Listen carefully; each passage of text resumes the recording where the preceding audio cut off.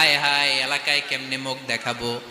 লজ্জায় পড়ে মারিয়াম আলাইহিস সালাম এলাকা থেকে চলে গেলেন। কি অবাক করে কাণ্ড, বাচ্চা ভূমিষ্ঠ হওয়ার জন্য, বড় হওয়ার জন্য 6 মাস 7 মাস লাগে নাই, পেটে বাচ্চা আসার সাথে সাথে বাচ্চাটারে বড় করে দিয়েছে কে?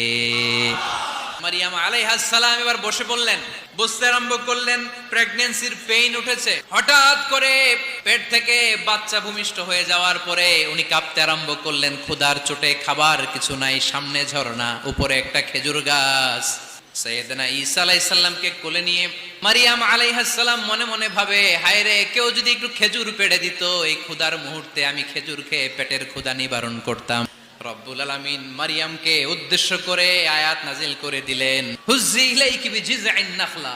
এর মানে হচ্ছে মারিয়াম, কেউ পেড়ে দিবে না, একটু কষ্ট করে হাতটা উঁচু করে খেজুরের ডালা ধরে ঝাঁকুনি মারো, টস টসে কাঁচা পাকা খেজুর নিচের দিকে পড়বে, তারপর তুমি তুলে খাবে। সুবহানাল্লাহ।